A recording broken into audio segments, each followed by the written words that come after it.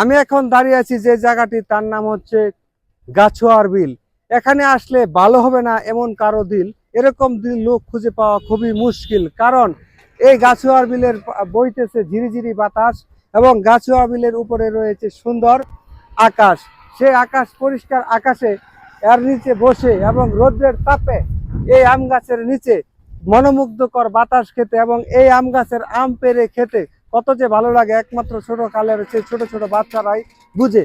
যেহেতু এটি সরকারি গাছ, সেখানে আম পরিপূর্ণ হবার আগে বা পরে আম পেড়ে খাওয়ায় যেন এই এলাকার ছোট ছেলে মেয়েদের কাজ। সেই কাজটি করার জন্য দিনের বেলায় সবাই এখানে থাকে রব রব সাজ।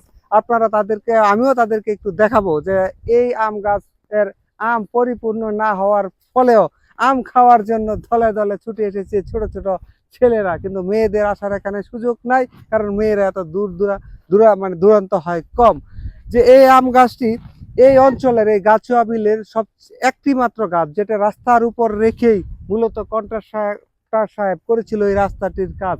কারণ এই রাস্তার এই গাছটি অনেক পুরাতন হওয়ার কারণে এবং এই বিলের মধ্যে একটি মাত্র পরিপক্ক আম গাছ থাকার ফলশ্রুতিতে রাস্তার ধারে ছায়াদানের জন্য, বিশেষ করে এই অঞ্চলে যখন কৃষি কাজ করা হয় কৃষকরা, তখন কৃষি কাজ শেষ করে এই আম গাছের নিচে এই আম গাছের ছায়া তাদের মনকে শান্ত করে। শান্ত মনকে ক্লান্ত মনকে শান্ত করার জন্য এই আম গাছটি যুগের পর যুগ ধরে এই অঞ্চলের কৃষকদের অত্যন্ত প্রকৃতি বন্ধু হিসেবে রয়েছে। যেহেতু এটা পুরান একটি আম গাছ, সেজন্য করা হয় এই আম গাছটি রেখেই শেষ করা হয়েছিল এই রাস্তার পিচ ঢালার কাজ।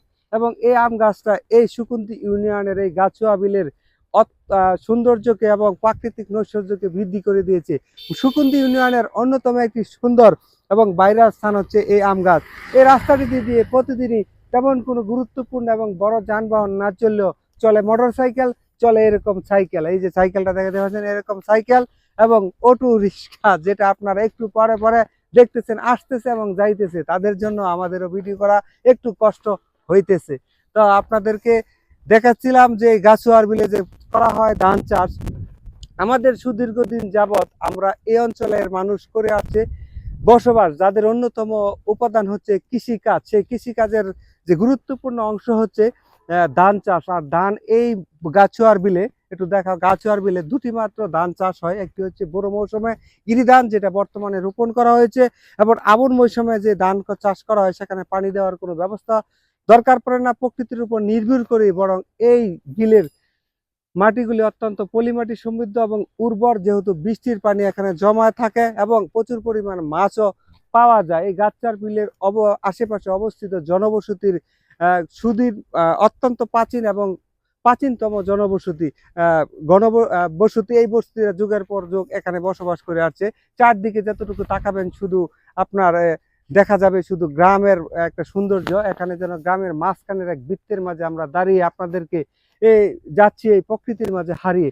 চতুর্দিকে পায়ে মাইলের পর মাইল মনে হবে যেন শুধু ফসলি ধান চাষ করা হয়েছে। এই সুন্দর মাঝখানে রৌদ্রের পরতাপের আম গাছের ছায়াতে আপনাদের সম্মুখে কিছু বলার চেষ্টা করেছি, কতটুকু পেরেছি আমি জানি না। তবে আজকে এখানে বিদায় নিচ্ছি, পরবর্তীতে আপনাদের সম্মুখে হাজির হব নতুন কিছু বিষয় নিয়ে, নতুন কিছু টপিক নিয়ে। সবাই ভালো থাকবেন, সম্ভব হলে লাইক কমেন্ট শেয়ার করেন। আসসালামু আলাইকুম।